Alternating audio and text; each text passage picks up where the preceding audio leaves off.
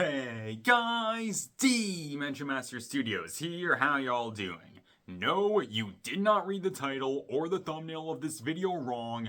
Yes, when it comes to Akita, she is alive, and after all this time, she is finally back in Ninjago. And I couldn't be happier about this.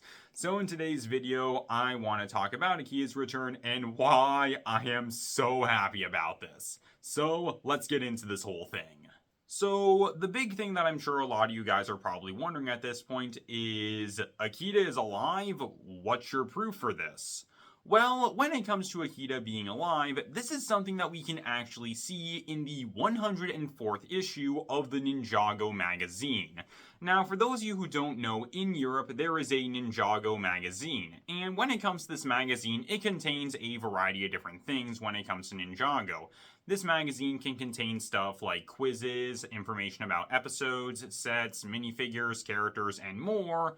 But more importantly, and for the purposes of this video, the magazines can also include comics. And when it comes to one of these comics, Akita makes an appearance in one of these comics.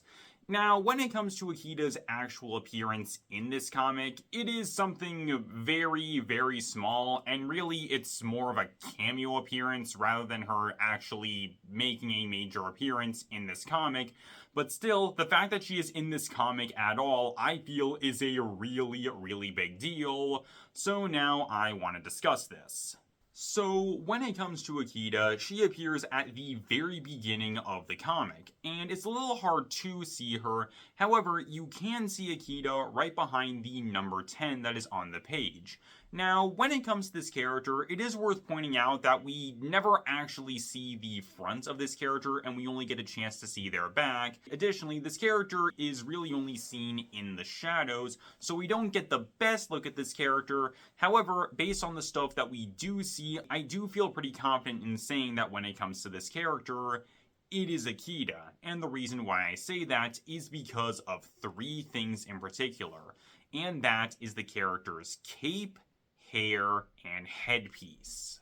So, starting off with the character's cape, we don't get the best look at it. However, based on what we do see, it does match up pretty well with the cape that we see Akita wearing during the events of Season 11.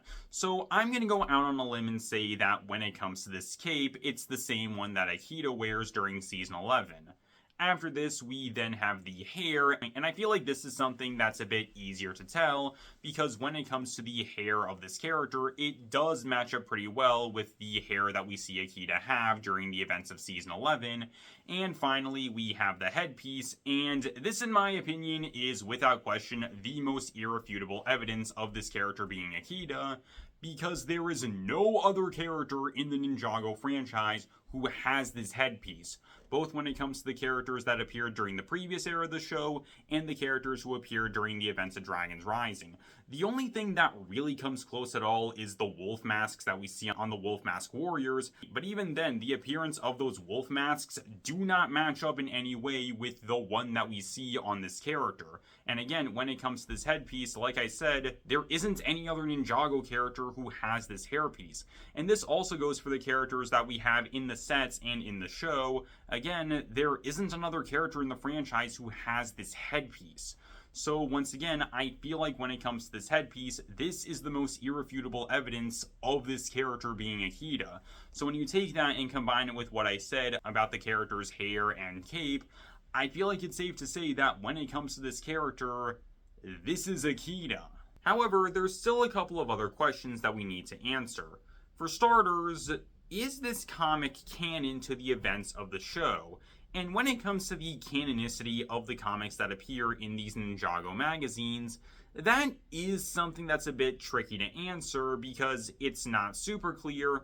However, according to the people who work on the show and the people who work on the magazines, the comics are meant to line up with the stuff that happens during the show. And this is something that we have seen in the past with other comics that appear in the magazines. Like, for example, there were some comics that were released prior to the events of Crystallize, and there were some things that happened during those comics that did line up with the events of Crystallized. with one of the most notable ones being the way Lloyd acted during the comics, with him not wanting to take responsibility for the bad stuff that happened to the ninja, which is something that we did see from Lloyd during the first episode of Crystallized. So again, when it comes to the comics, they are meant to line up with the events of the show. So I'd say that when it comes to these comics being canon to the events of the show, I feel like it's safe to say that when it comes to these comics, these are meant to be canon to the show in some way or another, given that again, the comics are meant to line up with the events of the show. And so that's all I got for you guys. And so finally, after all this time, we can finally put all of this debate, concern, speculation, and questioning to rest, because as we see when it comes to this comic, Akita is alive, and after all this time, she is finally back. Now, it is worth noting that when it comes to this appearance that Akita has, it is just this one small cameo appearance, and that's pretty much it. But still, the fact that she is here at all is something that I am so incredibly happy about, because as I've stated on so many different occasions, Akita is one of my absolute favorite characters when it comes to Ninjago, and her return is something that I have been hoping to see for a really long time. And again, even though it is this one really small appearance that she has in this comic, I am so happy to say that after 5 long years, I am so happy that I can finally say, welcome back, Akita. I've definitely missed you. I know that a lot of other Ninjago fans have missed you, and I am so glad that she is finally back. And I'm gonna be honest with you guys, when it comes to Akita finally being back after all this time, this is, in all honesty, the happiest I've ever been for just about anything with Ninjago in such a long time.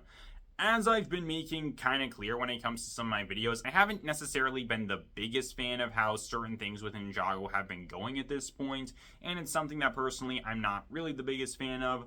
So again, even though when it comes to this whole thing with Akita being back, it is something that's just a small appearance in this one magazine, you guys have no idea how happy this makes me. And again, this is unironically the happiest I have ever been for just about anything Ninjago related in such a long time. And when it comes to Akita's actual return when it comes to the show, which will hopefully happen sooner rather than later, I cannot tell you how excited I am for this to happen. Now, as for when Akita will appear during the actual Dragon's Rising show, that's something that's a bit unclear at this point, and I have no idea when she is going to appear.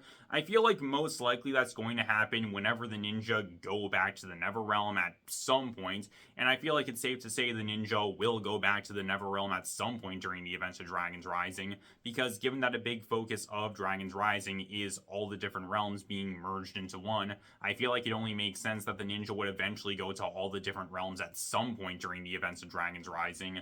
So the ninja going back to the Neverrealm is something that I feel is inevitable, and it's something that will happen. And I feel like when that does happen, we will finally get a chance to properly see Akita back in the show after all this time.